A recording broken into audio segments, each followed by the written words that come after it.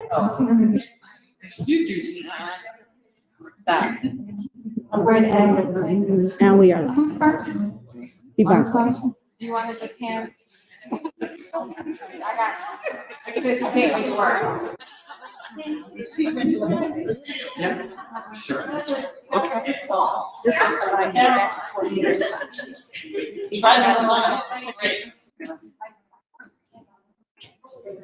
What's on the slides? Just a representation of your stuff you gave us. Hello? Sorry, I had to pose in between. Yes. So my name is, hi, I'm Janelle. I am, for all of you out there, Vice President and Creative Director here at McColl Center, and super excited to be here this evening in conversation with our artist-in-residence. So the way that we do it tonight, we will start with an introduction. Each of the artists will share a little bit about themselves and their work. And their work isn't here, but we wanted to include some other representations so you get a fuller picture of the work. And then we'll come back together for a conversation. This is really a conversation. This is not a lecture or a division between all of us in this space. So as you have questions, feel free to ask. We will reserve time at the end for questions if you have them then. But this is really a casual conversation and an opportunity at the beginning, semi-beginning of the residency at this point, to connect, to learn a little bit more about each of the artists' practice, what they're hoping to do, what they're working on now. And as you come back throughout their residency, what you may see or may expect to see while they're here. So with that, I think, Bebonkwe, you have a remote, so I think you're first. Still first? Sure. Yeah, oh, I forget, there's a mic over there. So Is it going? Doesn't sound, oh, There there we we go. go, okay. Okay, introductions, yes, Danse, everybody, Atalia Kia, investigação, Pepon,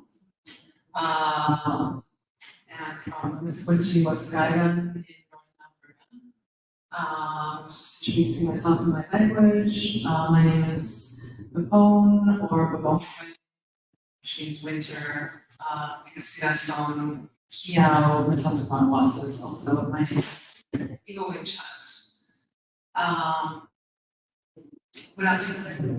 why don't you share Should some? I work? Yes. Okay, actually, before I do that, I'm doing land acknowledgement. I just wanted to acknowledge that we are in Charlotte, which is the traditional territories of the, let me see if I can do this right, Katawa, Chura, Waksa, Shugari, Wandari peoples.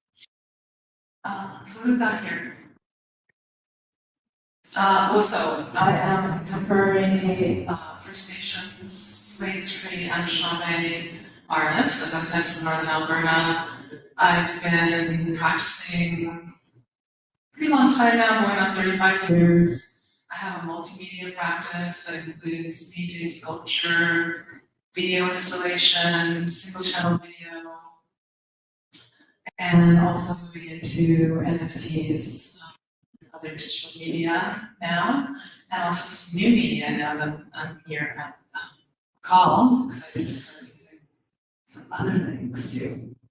So my practice is very much founded in traditional Plains-Cree and Anishinaabe cultures, but is also very contemporary, and I incorporate a lot of both traditional practices, materials and creative genres, and then juxtapose that with Western materials and arts practices as well. So lately I've been working a lot with floral brocade fabric. There's a whole story behind that, but I might not go into that just yet. Wait a bit. But this is one of those recent pieces, which is actually currently out in my studio. And it's a mixture of painting and traditional adornment that I'm using feather earrings that I actually bought in the wholesale district in New York, so based in Brooklyn. So there's a little bit of both really serious questioning about what it means to be, a First Nations person living in urban environments, which over 70% of us now live in urban centers, and then still center and hold up our cultures while in those hyper environments. So it's both I address those things both playfully and seriously, usually simultaneously / paradoxically. This is one of my first pieces using a floral cod, and it's on plywood, so just using the plywood surface as an expressionistic surface. And then traditional beadwork, but also repurposed. That's a repurposed leather from a leather jacket from your store. This one is adorned with pieces of broken record, and it's actually from an old Hank Williams album. But I love the way that they look kind of similar to arrowheads, and then I use recycled bicycle inner tube a lot for fringe. I also use it to braided sculptures, and then I gather seeds, which is something I've been doing a lot since I've been here too. So those are, I can't remember the Latin name right now, or the traditional name, but people call them cigar tree seeds. So I'll wait till storms and then go and collect seeds a lot of times. See blow down. And this is the piece that's here in the gallery, also using bicycle inner tube fringe. And plastic spoons from Whole Foods, sort of simultaneously alluding to consumerism and the voracious Western appetite. And then in my culture, the word spoon is kind of a loaded word. If you say the word spoon to any plain street person, I'm going to start howling with laughter and giggling, because it means like sex and spooning and romance and other things I can't even explain all at once. So, yeah.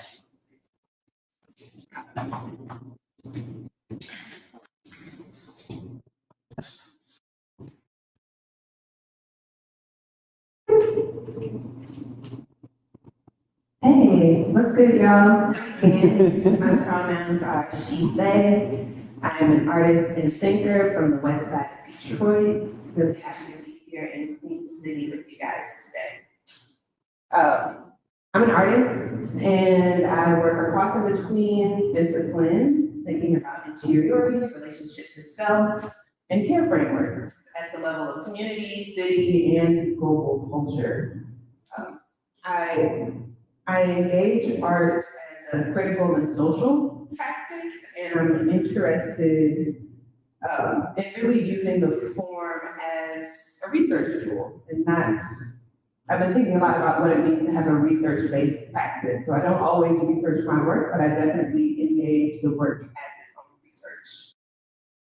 The piece we're looking at right now is still from Mourner's Bench, which you can find upstairs on the second floor. It's a short video dance film that we shot in Detroit in collaboration with Celia Benvenuti, who is on the bench right there. She is a Dunham technique dancer and studied with Catherine Dunham, who taught Tally Beatty, was the choreographer of the person that the work is named after, Mourner's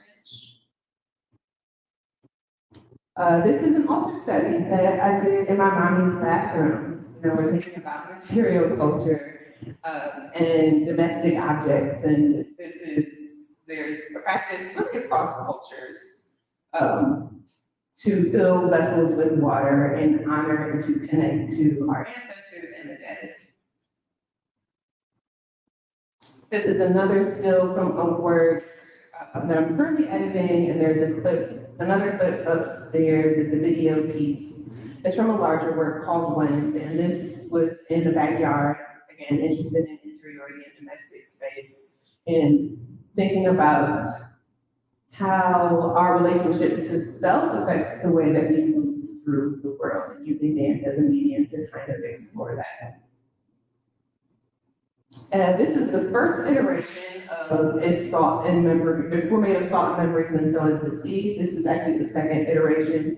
This piece is part art, part science, It involves tap water and salt and thinking about how memories last in the body. So this first iteration was in a community gallery space in Detroit that was not temperature controlled, and the photos all disappeared within 2 weeks. They're lasting a bit longer here, but they are still disappearing at different rates. One of the photos is already completely gone. That was just in tap water. There are other photos in salt water and oil. And it's really a study of how we hold on to memory and trauma and why it's not always choice. Sometimes it's biological, and how art can be important to really understand the way things move that we don't always understand how to explain.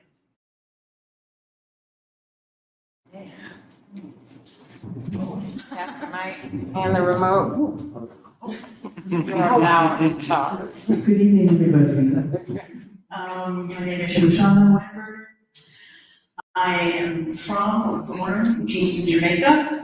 I was raised in New Jersey. So I'm a Jersey girl, from paradise to the armpit.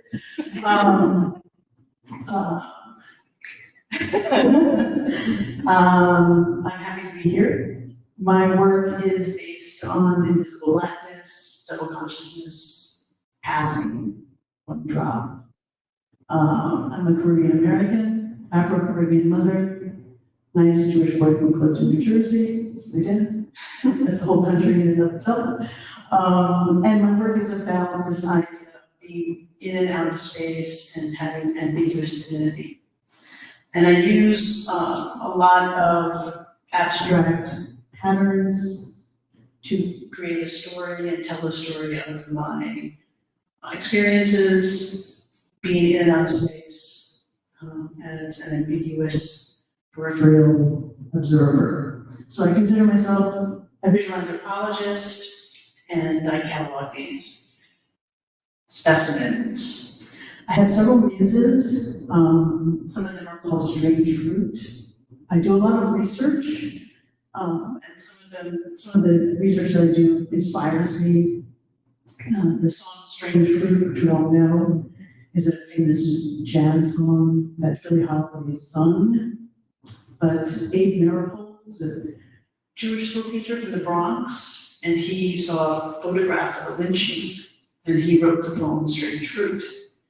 So part of this research is connecting history and instances and finding connections, and with that story, I decided that my father was like Abe Maripol, who wrote the poem, and seeded it in my mother, who birthed me a strange fruit. One of the things that I do is I recontextualize, as I've always sort of been textualized and categorized, and I like to break those down. So in this piece, Tiptoe, they're like family members. I'm like, oh, what are you doing? I use a lot of materiality. A lot of my work is water-based, squash, ink. Gold is used in the work a lot, referencing commodity, but also referencing the colors of the flag, Jamaican flag, which is gold, black, and green. And I kind of want to reference that a little bit. My work focuses on beauty, norms, and aesthetic. So I focus on parts of the body that have been sort of a part of male gaze and objectification. So you'll see some of the work around at McColl, some of them that just have no face. I kind of make them anonymous and just leave red lips, striped buttocks, legs that kind of have formed into stiletto heels. Caterpillar walking the periphery. Most of these works are autobiographical. They're self-portraits. And this one is actually in the gallery here. The use of stripes is about my hybridity, but I also use it as a codifier for things in the world that relate to identity. Stripes are often associated with incarceration, borders, flags, animals. It was called a zebra growing up. So I wanted to kind of recontextualize that and sort of address And so in this piece, she's moving with the skin that is striped. And everything we buy, it has a barcode and that's a stripe. So everything we identify in the world has this binary. Dislocated. Also thinking about movement, bodies in motion, my body.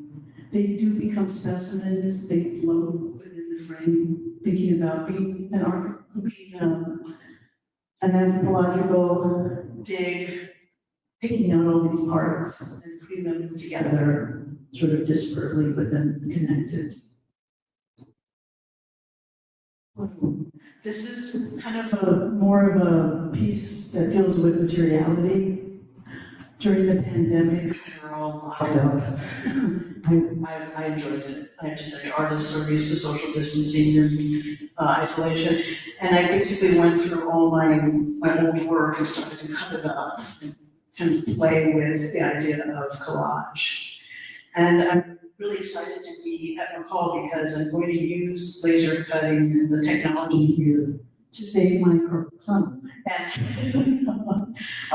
And really kind of play around with the idea of returning back to printmaking, which I haven't done in 19 years. So I'm really excited to kind of transform and push my marketing.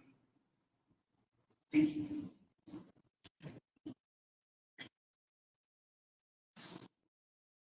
Hi everyone, I'm Myles Calvert. I'm originally from the Toronto area, 2 hours north of Toronto, a little place called Collingwood, Ontario. Ski resort, nice place to live, if you can afford to live there now. And I went to the University of Guelph in Ontario, and then had the pleasure of being overseas in the UK, in London, for my master's degree. Loved it, was heavily influenced by the free gallery spaces, the print communities that were on offer over there, quite a few of them, the editioning studios. So I stayed for about 5 years, and then I started working at a contemporary gallery that opened up, and I got exposed to the insane amount of fashion, culture, and color that the UK is kind of known for, I guess Pink in particular.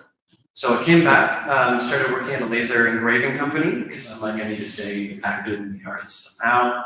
And that allowed me to get into a teaching position in New York for 4 years, playing with laser engravers and technology. And that got me my current position, which I'm in South Carolina and Rock Hill. So half an hour away. A lot of my work has evolved quite a bit. But it's always started with interior spaces and objects within the interior spaces. So I'm looking at universally recognizable objects. So sofas, toasters, wooden spoons, vessels. We'll see what else I'm gonna pull. I give myself some rules. They have to be universally recognizable. They have to serve a purpose, and they have to be in a basic utilitarian form and also an optical form as well.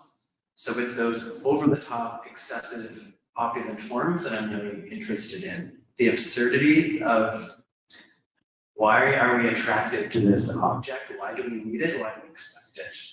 And that's where I'm pulling in a lot of my color, color theory, and I'm sticking with traditional print processes and pulling in a lot of technology with my work as well. For example, this is one of my copper plate etchings, which was done with a combination of using an XY plotter. So using a photographic image taken into Photoshop, taken into Illustrator, and the line work was done by a robot. Then I go in by hand, add more line work, add the tones, and traditionally ink it up, whip it through the press on some really sexy BFK paper. This is one of my other pieces. You'll notice I have quite a bit of themes going on. Sofas, ottomans, they have patterns that repeat, patterns that are ridiculously complicated. This is a screen print, and I enjoy taking the processes of print and pushing what they're actually capable of doing. So this is a Somerset satin piece of 22 by 30 paper, and there's 1, 2, 3, 4, 5, 6 to 12 layers of gradients. What's that? Is that one? Oh yeah, it's that one over there. It's in a gallery here. So a traditional process of screen print, stacked and layered. So when they're stacked, I get to control secondary colors, and I get to think of what's pushing forward, what's pulling back, and what is your memory of this? What does this color mean to you versus anybody else? So romanticism is one of the things I gravitate to a lot in my work. I want to know what your experiences is with that object in that color specifically. This also has an ink modifier and cuff, so I'm able to print it and then heat it up and give it a texture at the same time. This is another one from the same series. I got obsessed with it, so I was collecting ottomans and toasters, and then bread, but that's another story. And stripping them down to their basic form, printing the basic shape, and then the ink modified over top of it, over and over and over. And I can't do one, I have to do 9. So there was an addition of a series of 9 different prints. One of my most recent ones, this is a lithograph that I had the honor and privilege of making at the Tamarind Institute in New Mexico, a place that I've been wanting to go for years and years and years, ever since I heard about it. 2 summers ago, the most intense month of plate lithographic training that I've ever had. So the notebooks were just filled, and I can't wait to do it again. So I did 2 iterations of this, one in the green, and then one in more pinks down the hallway.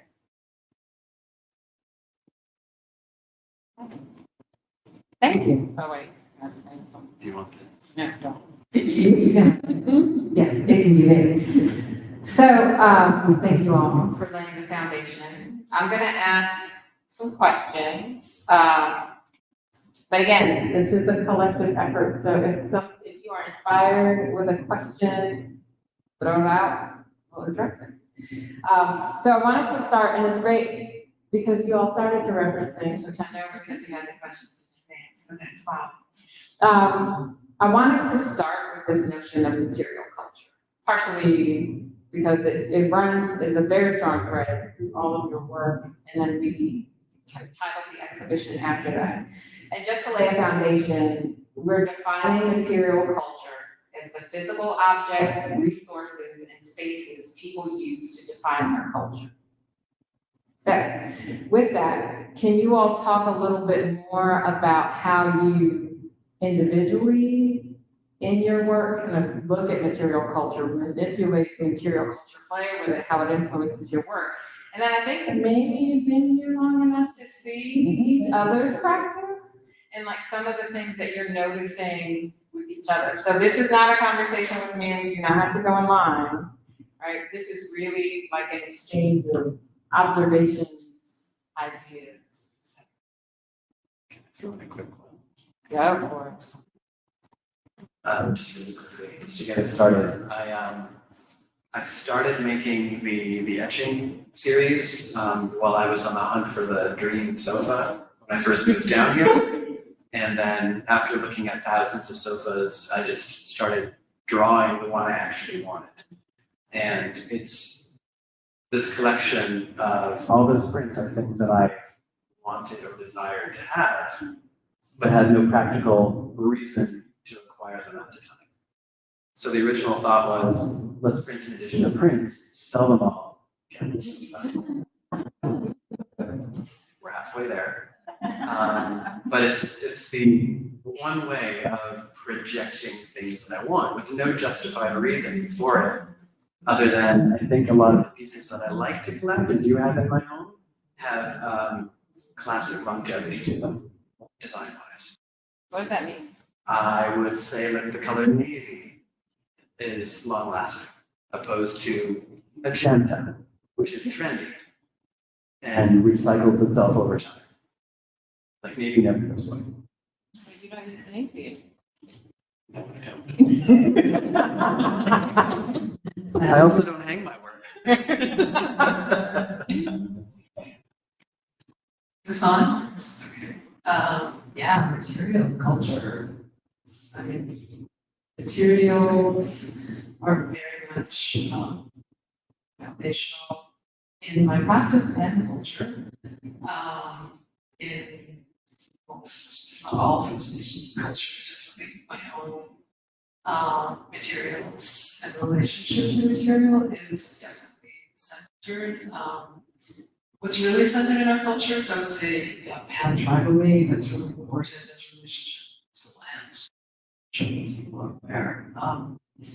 And in entwinement with that, this relationship to the spirit world and the understanding that they are not separate, completely involved with each other and entwined with each other.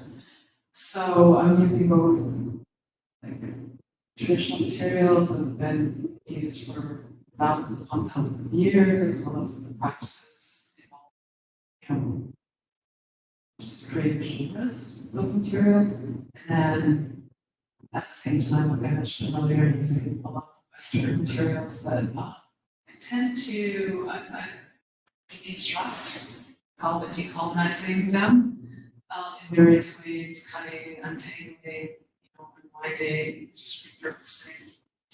And I think we were talking, maybe think of something really great, and now I took out, lost it.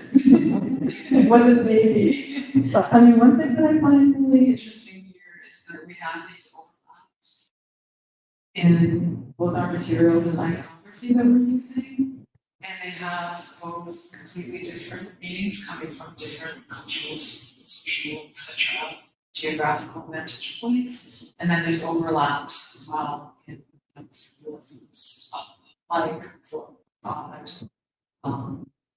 black and white patterning. That's actually really common to the culture pattern, and Shoshanna uses it also, so that I think that's creating a really interesting dialogue. For myself, I see parallels between my focus previously on video installation, and I can see these parallels. Bree's work that have kind of the same dynamic of similarities and then coming from different regions. Questions? Jump Yeah, I have been leaning into the words of fellow Detroit artist Onyami Davos, who speaks on culture being language and origin of a people, and art is material culture. And this is specifically speaking to African diaspora, but I think it speaks to a lot of cultures where there isn't a difference between art and material culture. And I am very resistant to making objects as someone who's like hypercritical of consumerism and capitalism, and I don't want to contribute to making just more objects, but I've been getting into it, especially made here. One of the things that I'm interested in doing is recontextualizing work. So you'll see my grandmother's picture is upstairs, my auntie's frames are upstairs in the show, and I'm thinking about what it means to place this material culture in a gallery, in a space of resisting this Western commodified idea of what art is. You know, I think oftentimes we're told that the chairs or the spoons in our kitchens are not art, you know, and a lot of us, I mean, especially if you're talking to an artist, you know that there isn't a difference. You know that there's this work shows up and an artisan made and put in effort and studied and had a maybe disciplined, maybe not so disciplined practice about making these objects that are in our everyday home. And how we address value to them is something that I'm interested in, and not, while I do appreciate selling work in galleries, but how do we hold the value and define the value outside of such of art on the white wall? Yeah. So you talked about value just now, and one of the things that you both also talk about is space and place and environment. And I know, based on conversation, that Detroit is like for you. So can you talk a little bit about, see, like the whole body is changed, right? So can you talk a little bit about place, specifically Detroit and like how that impacts as a space for your work and consideration of like identity and all of it. Yeah, for sure. I love my city. And I think especially in reference to material culture, Detroit is a place, like you have these industrialized cities that have immediate access to so many different materials. It is an ingrained tradition in Detroit culture to use what you have to make what you want. And I'll also say that Detroit is on Anishinaabe lands. And I think that there is a long-standing history, and especially in recent times, of these conversations across culture. Detroit is an international city, whether or not people like to say that. It's very much a Black city, and it has been a lifelong lesson for me to understand how the diaspora is represented in Detroit. And I feel very blessed to be born and raised in such a city that is a port city, it's international, it's Black, it has the greatest population of Middle Easterns outside of the Middle East. It's a sanctuary city for Guatemalans and folks from South America who are refugees. I'm just now learning in recent years as I lean into my art practice as research and as lifestyle, the many legacies and histories and traditions that have fed into that city to create what it is, and the ways that those things have fed into education systems, political systems, just the way we move throughout the world. And I think that I'm grateful for those lessons because of that understanding that material culture is art and the art of the people, and that isn't something that's separate from me. I speak often about how it took me until a couple of years ago to like say I'm an artist with my chest, because of that deep understanding that this is a lifestyle, you know, and what I was speaking or distinguishing myself from was that I needed a white wall to be called an artist. And now it's just become a part of my practice to talk about the place of the gallery, because I'm here, obviously here.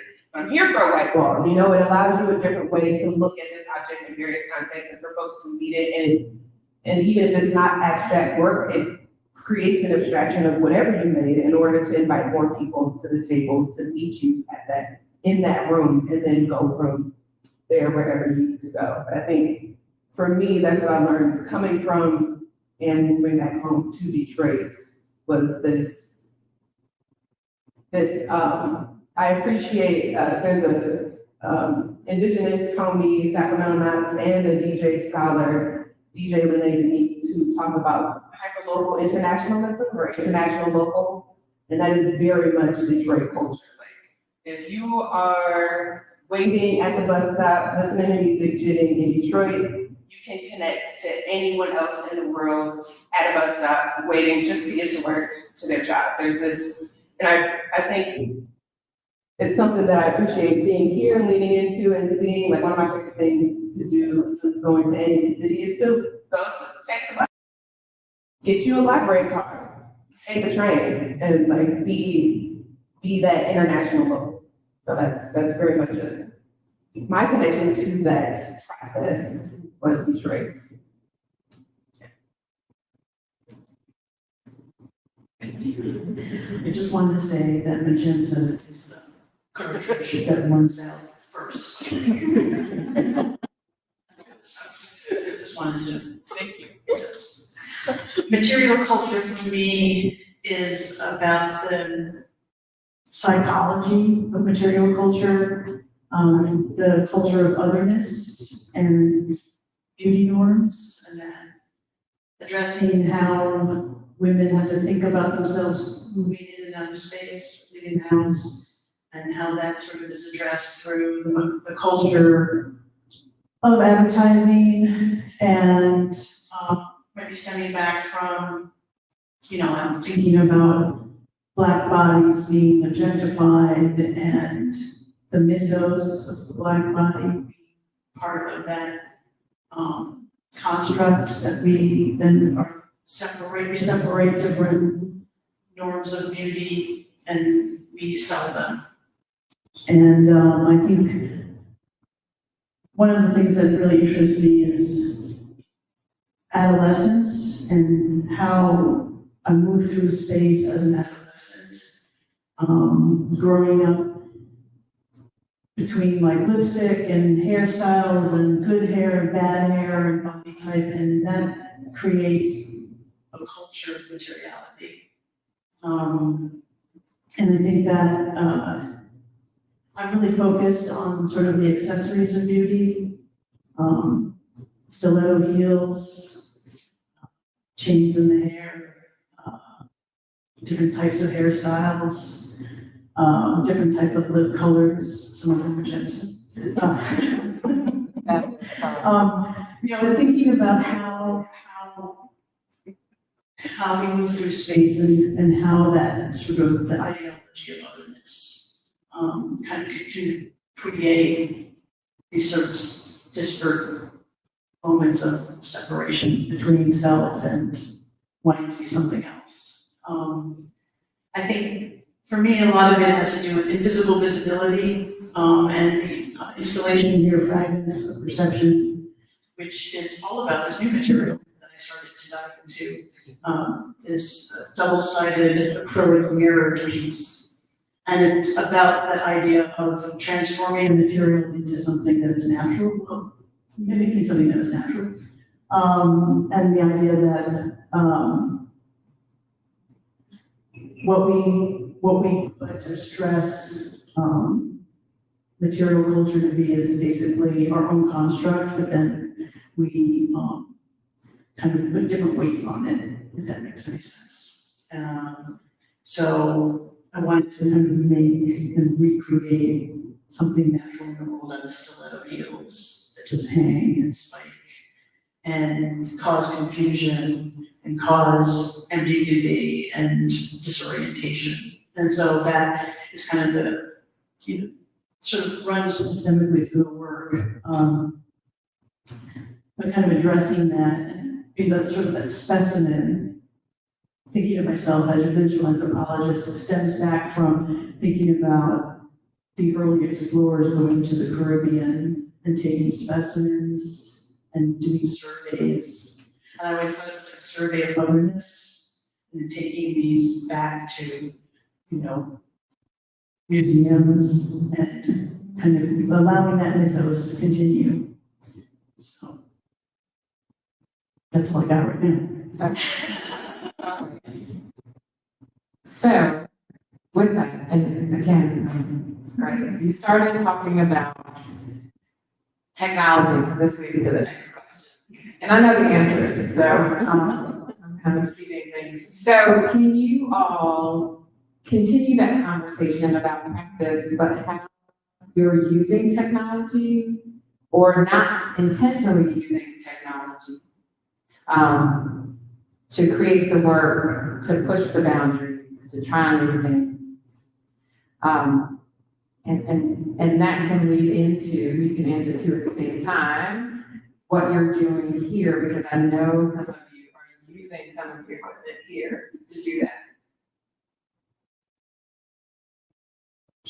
Yes, technology. Technology is a really foundational thing, like conversation about technology and very conscious, critical use of technology in my work. There's quite a lot of misunderstandings of First Nations cultures, and some of them seem pretty cliche to me at this point, but then I'm still surprised about how much I think they're still accepted in non-native thinking. And one of them being that we pre-context didn't really have very advanced technologies, when in fact the opposite is the case. We've been using really advanced technologies since time immemorial. I call them soft technologies. And when they're looked at through a Western lens, it can be literally invisible. But in fact, they're there and they are deeply sustainable and holistic. So I have like a constant running dialogue about that in my work, which includes the use and incorporation and deconstruction of Western technologies as well, Western technological materials like plastics were found, and now that's one thing, you know, I've been really interested for a long time in doing 3D printing, which is switching here, which is exciting, both exciting and problematic. I feel like there's very strong exploration and commentary that can be made by creating certain objects that, especially ones that are associated with indigenous cultures, in plastic. There's comment I can make about relationship to the land and current states of flux and crisis on the earth, and then at the same time I'm using plastic, which is and I find that that's a constant balancing act amongst many others, just existing, but also using materials in work. So that's a dialogue that's going on right now. The other thing I wanted to mention in response to your previous statement / question was just about space and place, and also kind of picking up on some of the things that Bree was saying. Like, as an artist, it's super important to have critical thinking about the gallery space. For me, it's like simultaneously, there's not offense to anybody, but I'm down with religion, but very much come from a culture that's spiritually centered, and that's part of the reason because there's no separation in your culture between people over there to be spiritual, right? It's just built, it's the foundation. And yet I joke that the closest thing I'll ever have to a church is like the gallery space. Right? There's something just potentially sacred about it, and it's about communication, really when you get down to it. Right? Communication, but also what we call medicine. So that's another thing in using materials. That thing that I mentioned about, you know, the constant awareness of the relationship, that there's these layers of you're using a physical material. Every single material that we have in the physical world comes from the earth. So just trying to be respectful and constantly aware. That's another thing that's centered in our culture. Is that constant respect and acknowledgement. That's what it is. It all comes from the earth. She provides us with everything. Then when you start to work with that awareness with materials, when you're talking about objects, I think what tends to get left out in the Western conversation is what we call really medicine, is that there is, you know, essence and spirit and magic contained in materials, and that changes as we combine it. I think we're all doing that. Like I see that in all of our work, whether it's conscious, unconscious. That's what artists tend to do. So we have this word medicine, and I'm aware that when I'm making work, I'm bringing medicine into the world, but it's one of those words that just has, I feel like it's the difference between Western and Native is like, we tend to have just like layers of meaning even in one word thing. So I'm also aware that in our work, this kind of multiplicity, right, in word. And I think we all are carrying that in our work as well. So those are like really interesting parallels. I'm seeing here going on. I go on at once. I love using technology in my work. I can't get enough of it. As a hardcore printmaker, I value the traditions of printmaking as well. So I will incorporate a laser engraver, I'll incorporate an XY plotter, I'll modify my pigments, but at the end of the day, I'm still very hard on having traditional carving skills, using the original tools, not losing hand skills, and giving kind of a nod to the original craft. So you can have both. You don't have to have one or the other. And I'm constantly having that debate. I just finished a screen print portfolio called Screen Print Beyond DIY Culture, as screen print is one of the first DIY printmaking processes. As soon as you leave academia and you need the facilities, it's the easiest one to set up in your living room. So the whole point of that portfolio, which is being shown next week at the Mid-America Print Council in Ohio, was to elevate that craft. I'm not going to have the craft fine art debate because it's too old. It's not relevant anymore. people were using laser technology for that, using different papers, sanding down layers of original screen prints, which I thought was pretty incredible, using a combination of oil-based inks, modifying their pigments, adding photophosphorescent powders into their inks, and it was just so incredible. And that's what I like to do with my work as well. So before I started the position at Winthrop, for 4 years, I was at Alfred University in Western New York, and completely spoiled with technology. So for 4 years, I had access to the toys, the laser engravers, the presses that I really wanted to use and never got to use them before, and they really gave me the opportunity to fully explore what I wanted to do with my work. I also took full advantage of facilities available to me at the time. So I got to dabble with neon, like bending neon tubes and using pumping with gases, which blew my mind. What else? I didn't get into ceramics. The one thing that they're known for there, I didn't get into, which is really upsetting. So I'll just go back. What else did I get into? I do that at residencies. I'll dabble, or the job, I'll use what's available, and it's that adaptability as an artist. But I'll still pull it back into concepts and materials that I want to play with. The large textiles that are hanging in here is a good example. As soon as I moved down to the Rock Hill area, I knew they were big in the textile industry, the cotton mills, and I introduced myself to Springs Creative and started digging through their archives of early 1800s repeat patterns. Some of them are in those pieces, modified them, worked with them to digitally sublimate and print them for me. So it's making those local connections who have the technology, who can work at the scale that you work at. I love that.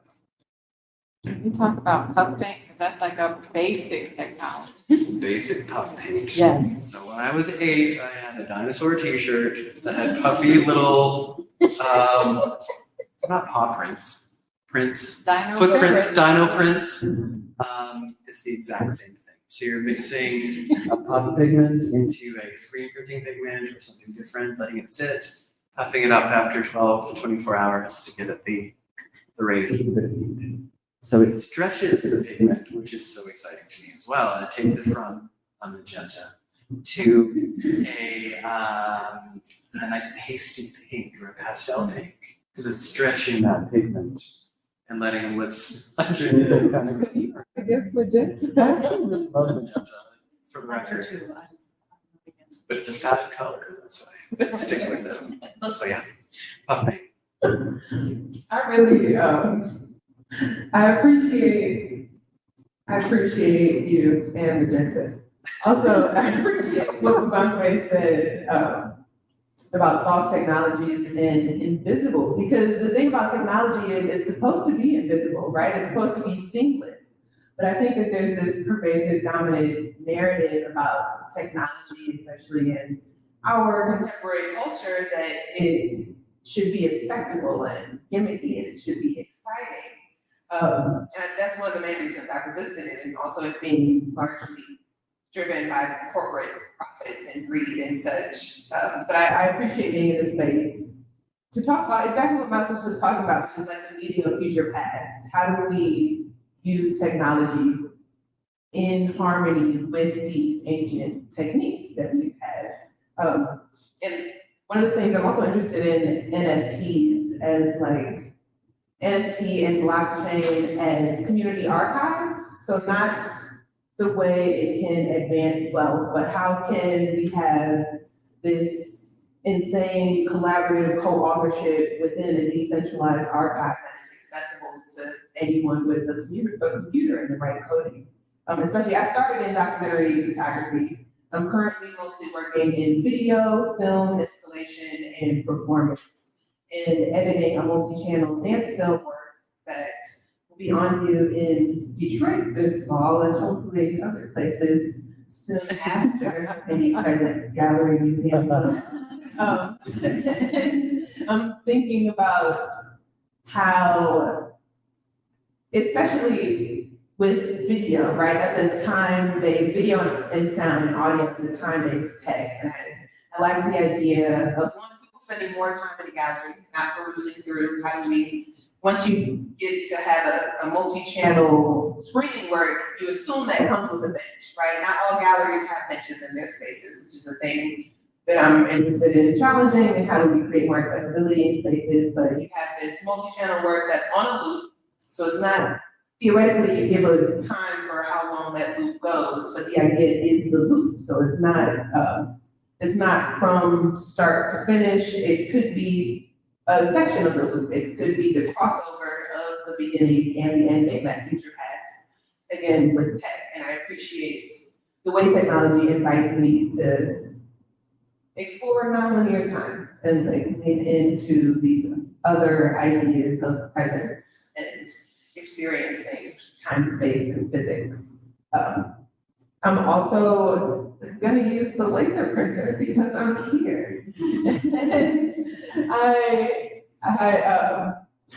being from Detroit, you know, our people, really a lot of people outside of the art world are like, you're an artist, so you paint. And I'm like, no, like you draw. I don't know how to do that. But laser printing like offers me an entryway into printmaking that I didn't know I had permission to do before. We all theoretically know we don't need permission to do things as adults, but I need permission. I do. I need that encouragement. I appreciate these new channels and avenues, and especially working with Professor Weinberger and Professor Calvert, because the teaching artist people are just, as soon as you ask one question to Doris, you will get an entire hour and a half long class. And I'm deeply grateful to be working alongside these people and this new technology to really, it creates more access in the arts, which I'm super all about.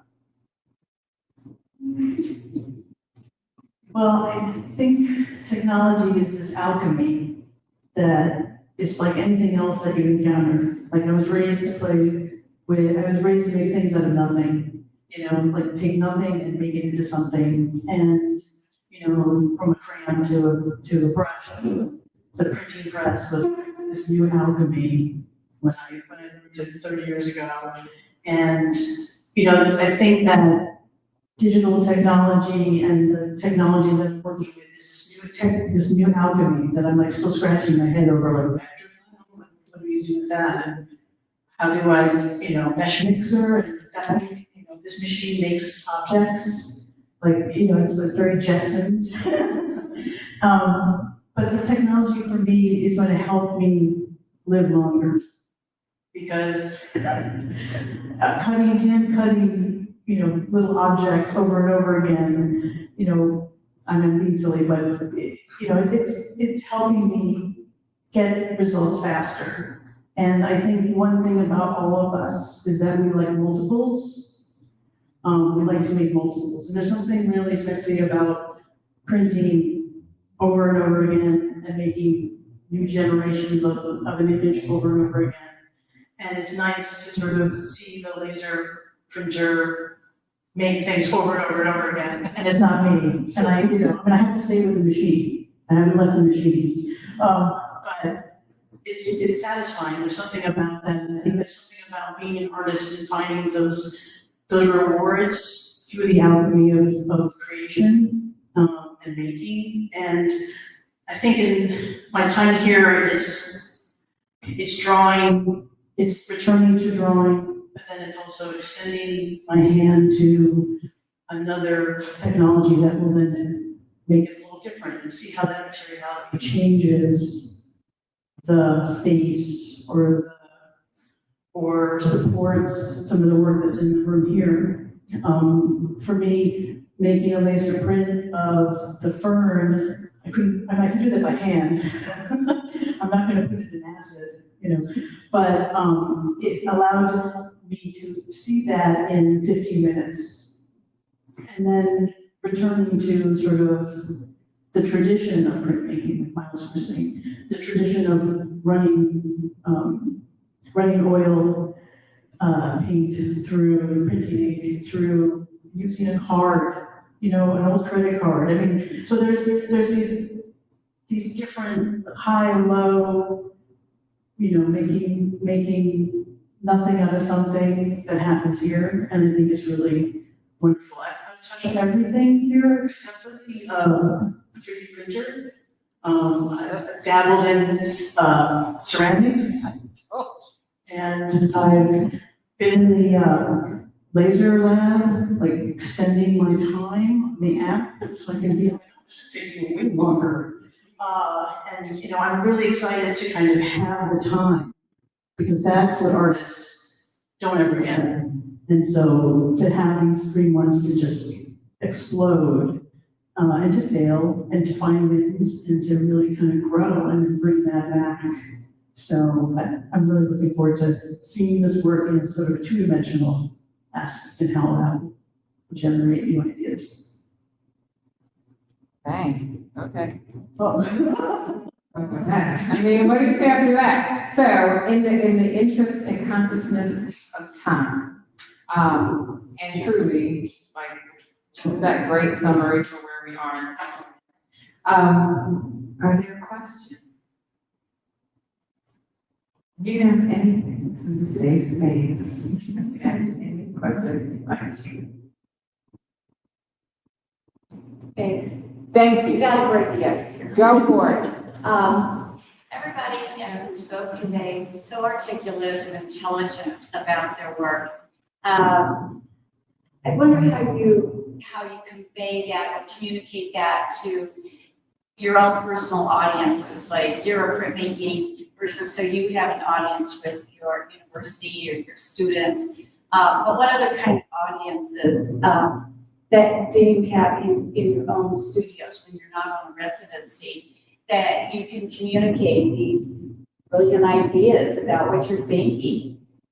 Because I think that's must be very important to you to get it out like you did tonight. Do you want to answer on behalf of professors? As a part-time lecturer, no.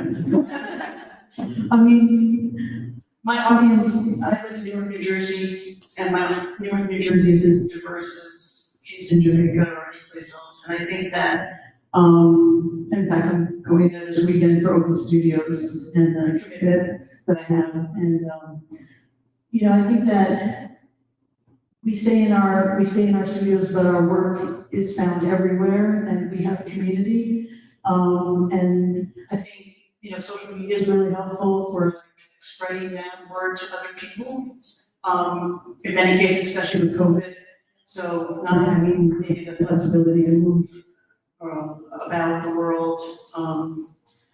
I think that my audience or our audience can be, I think, well, for me, academia, so I can kind of like tell my students about a music event that, you know, a jazz event that was really instrumental in the 1950s with the beat movement, and, you know, we can kind of like read a book about that and come back to class, and then I'll have some jazz playing and we'll repeat the same thing, and then the next time we see each other, we'll do classical, and we'll kind of like think about how sound and music relates to artists throughout history or during the mid-century time period.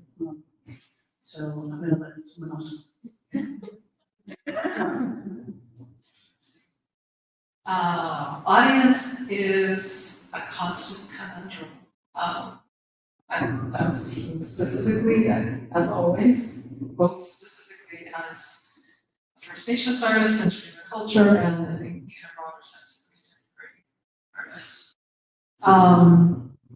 First of all, I'm constantly aware of having multiple audiences, multiple levels of understanding of those multiple audiences, because there's things that are going to be understood by people in my Klein Street community. There's things that are going to be understood by people in the contemporary Indigenous sense, you know, then there's the contemporary, you know, broader community, and then there's people who are maybe not part of any of those communities and might be coming to fine arts for the first time, and maybe with some shyness or feeling of intimidation that this gallery system has been kind of fabricated, lack of a better word right now. So I am aware of those multiple dialogues when I'm making work, and then at the same time, I really try to center making work intuitively, and also one of my most important audiences is inseparable from my collaborators who I make work knowing that I'm in relationship with ancestors, both my own and the ancestors of the place. So that was a thing that I also wanted to speak to about when you were asking earlier about space. Like, I'm just so very aware coming here that, you know, there's ancestors here, and they're ancestors from a time, length of time that we can't even conceive of, and they're all here. So I came here, the main reason I came here was intuitively the common teaching that I've received from any elder I've ever been blessed to spend time with is to follow your heart, which I think in Western culture is not centered. In fact, it seems to be constructed to separate us from that knowledge that we all carry. So for me, I was pulled here. And that's the biggest blessing, is to actually be able to like follow that pull and be here and just allow whatever it is they want me to get up to here to unfold, so that I understand that that's both medicine for myself and for all my relations, including all of you, including those ancestors. You know, they have things that they want us to remember, to know, to take forward. So that's one of my most important audiences, but they also I consider them to be collaborators, as well as, you know, gathering, you know, a lot of seeds here that I use seeds in my work, but there's trees and plants here that I've never seen them before, because this is my first time coming this far south. And they have say that's pretty amazing. And then that I get to like ripple that out to people, you know, from this community. But I know that those ancestors are also celebrated because a lot of those plants are very long-standing traditions. So I said that and lost my train of thought, so that's really important to say about that. Yeah, I talk to everyone who will listen about art. I'm always about my practice, but it's my preferred subject matter to talk about. Bar, library, bus stop, those have been some of my core audiences.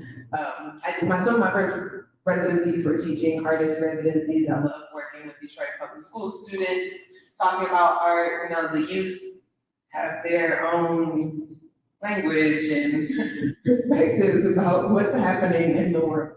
So it's very informative and refreshing to talk to younger people about my practice.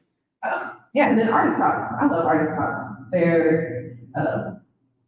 I can be very socially awkward, even though I appreciate connecting with folks. So this gives like a start to the conversation that we can continue afterwards, or in open studios, or at other shows, and all that good stuff. I'd say really quick that residencies are vital to keeping us on top of our game in terms of interacting with other artists who are not the same faculty members that maybe we see every single day, and the same students that we see every single day. They're sick of us and we're sick of them sometimes. And that's completely fine. But getting away to these residencies, let us focus on what we really need to do. And it's also a job requirement. Academically, we need to go out and exhibit and write articles and participate in the community. Specifically, the Bree community is tight and very generous and pretty phenomenal. So the connections that I have around the globe, I may not have met them all face to face necessarily, but we know each other on social media. And we've been in exhibitions together. And we know someone who knew someone who just left that job, and now we know before anybody else that there's a job opening at that institution in printmaking, because it's so tight and so small and so appreciated as well. I frequently pull from those communities of printmaking to do artist talks to my students as well. So it's after these events that I get fired up and energetic, and I go back and it benefits my students as well. So it's a nice full circle. My current project that I'm working on now focuses on Blue Mountain pottery and vessels that were produced in my hometown. They probably closed down early 90s, maybe. Basic ceramics. I don't know how good they are quality-wise, but it's the shape that I'm really interested in. And this is my first kind of attempt at bridging a visual connection back to where I'm from. A different community.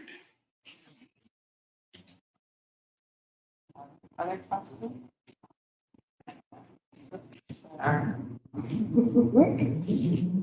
Okay, so I will not require you to ask any questions. However, I will require this. This is kind of like, not a first date, because the first from on Friday was the first date, but this is like a segue, right? An opportunity, like you've heard everybody talk a little bit about their practice, you've seen everyone's energy, we have centered in the space that is this building, and this is an open invitation.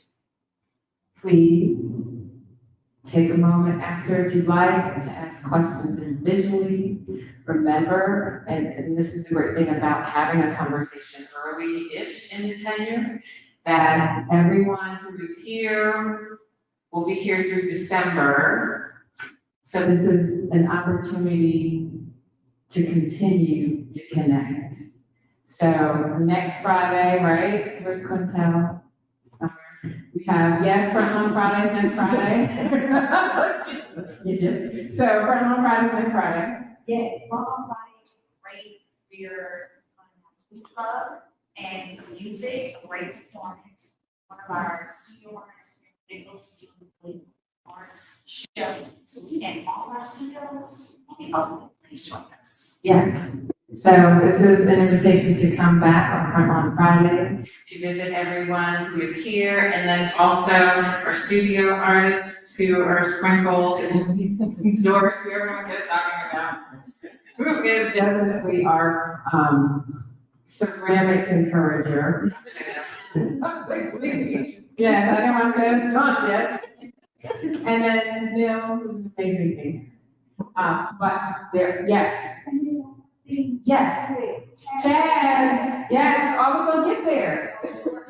Yes. But we get excited about what we do, right? So next to them is Chad, and Chad is an artist who is teaching a workshop on the date now, Saturday, this Saturday. So if you want to come out and make some stuff, right?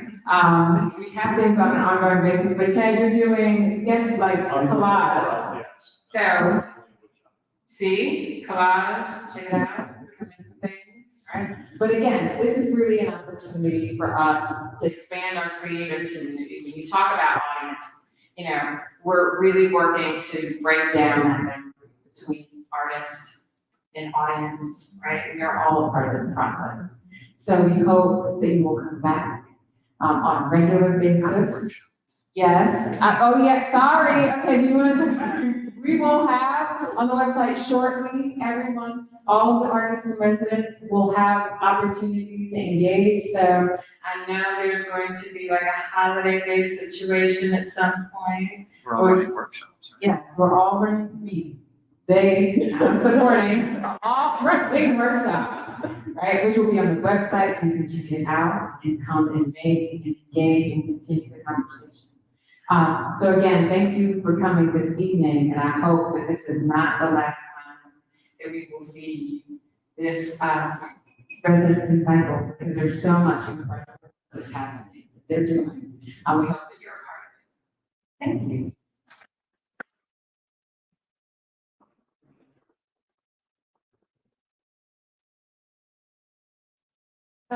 Are we free? No, bye.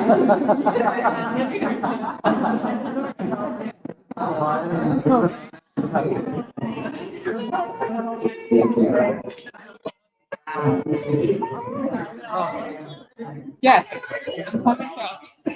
I'm in the mixer.